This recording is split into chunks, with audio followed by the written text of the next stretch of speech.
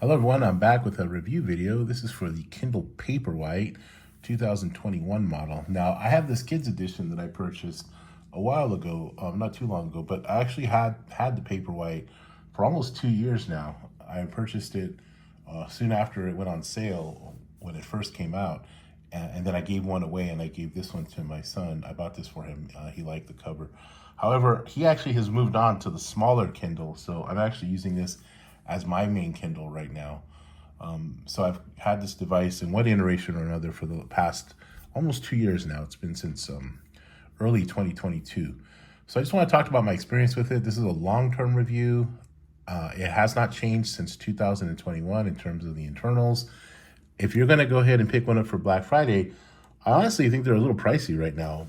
My understanding is that the best Black Friday deal you can get, or I guess Cyber Monday deal right now you can get, is $119 for the 8 gigabyte model. Now I picked up this model for $104 and it has 16 gigabytes. And I would encourage you, if the prices are similar, to get the kids model because you can get it without ads and you don't have to pay the extra $20 to remove the ads. That's if you're so inclined. You also get a free cover with it. And I know other people who review Kindles often make the same recommendation because it is actually a pretty good deal overall. Now, originally, again, I had the Paperwhite for quite a while. I used an Oasis. I've used a Scribe. I've pretty much used every single new Kindle other than the Paperwhite Signature Edition over the last few years. I read a lot and I really love Kindles overall. However, I will say this one, in my opinion, is getting a little long in the tooth. Let me move my props out of the way here. And I think that the reason I say that is because when I noticed that when I'm going from one page to the other, it's kind of a little bit not quite as smooth as what I was experiencing with the Scribe. Now this actually works. It looks pretty good here. So it's good. I just wish they would maybe update the internals a little bit. But it actually does flow pretty nicely, as you can see. I just felt like the Scribe was a little bit smoother overall. I'm not sure why. I don't know if the processor's a little bit better or what the deal is. But anyhow, my experience with this has been really good overall. Now, here's what I would pay for it. If you're not going to use the Audible feature where you're going to listen to audiobooks, personally, I don't use it because I actually use my phone for that. I would probably go with the 8 gigabyte model, and I've seen that as low as $89.99, okay, in the United States. Regularly, I see it on sale for $99, okay, $99.99. Now, right now, it's $119. That's the Cyber Monday sale. If you really want it, you're still getting it on sale. It's $139 regular. But I personally have never paid regular price for a Kindle, especially because if you do the trade-in offers, then that comes, you get an extra 20% off. So I got this actually for $104 minus 20% off. And so I paid, I got a pretty good deal on this. It was somewhere in the $80 range. I actually had a little coupon, a little trade-in as well. So it was like $5 off of that. So I actually didn't pay much for this at all. And what I paid for it in terms of value is worth it. Now, the build quality is pretty standard. It's your standard Kindle fare. It has kind of like a sort of rubbery back. It does get fingerprints on it, so it looks kind of gross if you use it just like this. I like using it in a sleeve. I don't usually necessarily use it in the case. I've considered putting a pop socket on it, but it's so light you don't really necessarily need that. Although I can see where it can come in handy, and a lot of people do like to do that. But build quality is fine. I like the fact that the glass here is flush, unlike the Kindle that's sort of the base model. Now, I will say, based on the fact that the Kindle that is the base model is right now, I think $79.99. If you want it more immediately, and it's 300 PPI, I actually, if you don't mind it not being waterproof, I actually would probably go with that model if you don't mind a smaller form factor. For me, this is fine. It's 6.8 inches, but my son thought it was too big. And he's a small, size of where's a small male size. So he's a small person, but he actually preferred the smaller one. So I would suggest that maybe that's something to think about. And they have a good return policy. So if you don't like one, you can always try it out and then return it, and then go with the other one. So Amazon's pretty good with that. But overall, it's a good device. It's wonderful to read on. You can check out books from the library. You can, it's easy to scroll through. I did like the Oasis that it had like the buttons, but after a while you get used to this. I was a little frustrated with it at first, but once I kind of got the hang of it, it was okay. I was used to the buttons. And I actually lied earlier. I did pay full price for a Kindle way back in the day when they first came out. So I will say that. I bought the one that had the buttons on the bottom, and I think it even had like 3G or whatever it was at the time that we were using for internet. But I would say if you're going to get a starter model Kindle, if you get this on sale, like in the $99 range, then go ahead and do it.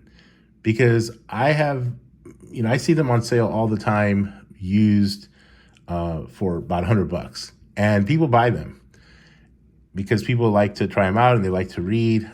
Bibliophiles out there will try them out. So you can always kind of get your money back on them because they're not that expensive. It's not like an investment, like a Pixel phone. You're not going to get your money back on that.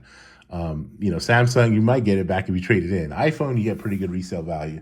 So with these, you actually do get, oddly enough, pretty good resale value on them because there are a lot of bibliophiles out there that people love to read, and Kindles are popular. And so, if you get one for $89, $99, I would definitely go for it. I probably wouldn't pay more than the $120 that's being offered right now for Cyber Monday, because I've seen better prices from Amazon themselves during Prime days and what have you. So overall, I would say that if I'm get a starter model, I might go with this one. But I would not be mad at you if you got the base model, because I think the base model at $80, right now it's on sale for $799.99. It's very small. It's the size of like an old school kind of pocketbook, and it's something that you can easily carry around. Now this is easy to carry around as well, but it is a little big. I mean, I think I could see how this would be a little bit big for some people. Holding it after a while can get a little tiring if you don't, if you have small hands or what have you. It's okay for me, but I think that, my son thought it was, maybe he preferred the smaller one. He thought this was a little too cumbersome at times, but it's extremely portable and what have you. Obviously, it doesn't have what the Scribe has, which is the function for note-taking and what have you, which I think would also be something that, if you're going to look at that, right now, I think the Scribes are going for like $250, $260. That might be something to consider if you're really, really into reading or you want the bigger screen. I would not recommend the Oasis right now. It's just not, it's just really dated. 2019, it has the USB-C-A, it's just USB-A, excuse me. It's really old connection. As much as I like the page turn things, it just wasn't really worth it. Anyhow, so my recommendation is to go with the Paperwhite, get the kids model if the price is the same. But if you want to save some money, the base model will give you the same PPI on the pages, so you don't necessarily get poor quality.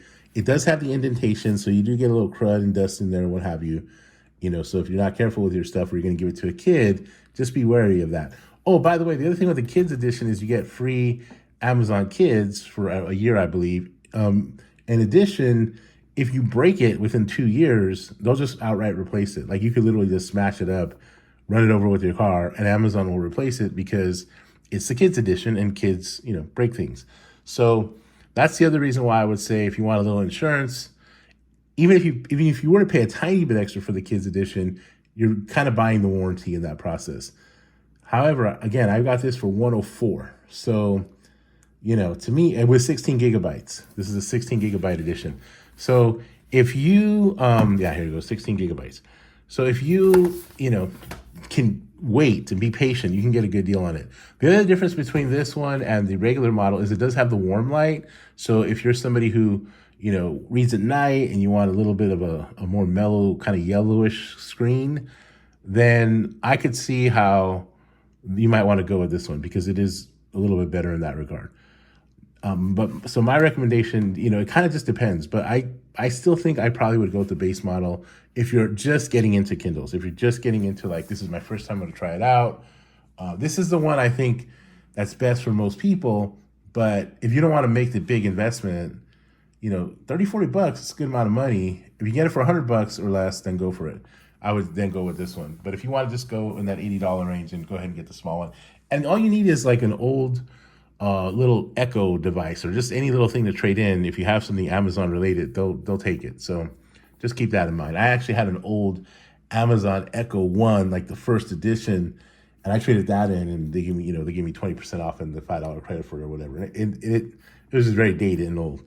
But anyhow, all right, well, that's all for now. Thank you for watching the video. Hope you're well. Hope your family's well. Kindle Paperwhite, after a year of use, or almost 2 years of usage, is highly recommended. Although I will say the processor's getting a little long in the tooth. I'm glad it has USB-C. I just wish they would maybe either update the processor. I don't think they necessarily need to update the device, but maybe just put the snappier little processor in there that they put in the Scribe. Okay, take care of yourself, and I'll talk to you soon.